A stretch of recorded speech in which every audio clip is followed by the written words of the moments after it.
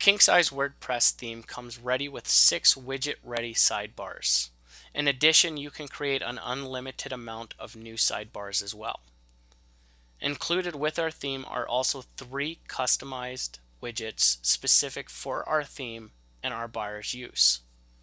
So the first thing we want to do is log into our WordPress dashboard. And once in our dashboard, locate Appearance and Widgets. This is where we'll be able to see our existing sidebars.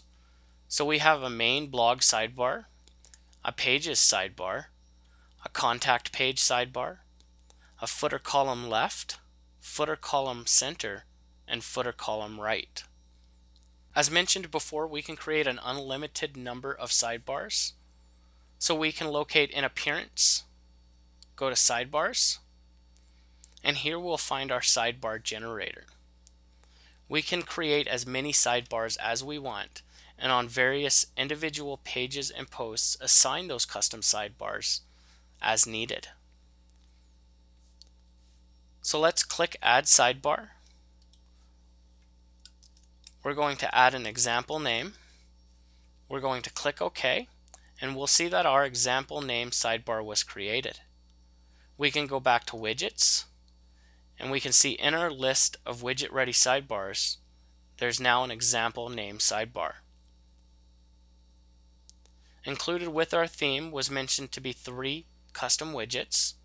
We have the KingSize Twitter widget, the KingSize Contact Info widget, as well as the KingSize Gallery widget. Each one of these widgets serves a specific purpose. Our KingSize Contact Info is primarily for the contact page. Inside that widget, we can see that there's a title option, a phone option, fax option, an email option, as well as an address and city option to show a Google map within your contact page sidebar. If we want to use the Twitter widget that comes default with KingSize WordPress, we can drag and drop this into a sidebar that we want to use it. So this example, we're going to use Pages sidebar. Now our first option is to add our Twitter username without the @ symbol. The next option we're going to see is Consumer Key, Consumer Secret, Access Token, and Access Token Secret. These we're going to have to generate from Twitter itself. So at the bottom of the widget, we'll see Create and View Twitter Apps. Any existing Twitter apps that we have, we will see now on this page. What we want to do is create a new app. On the next page, we're going to be able to create our app and provide it with the additional application details. So the first thing we're going to call this is the O.W.M beta Twitter feed. We can add a description.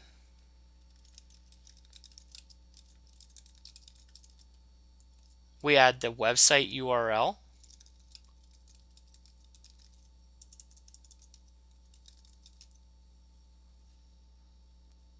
And the callback URL is optional.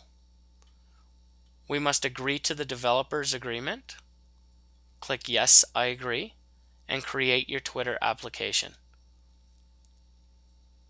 Once your application has been created, you're going to see a Details tab, Settings tab, and more importantly, Keys and Access Tokens.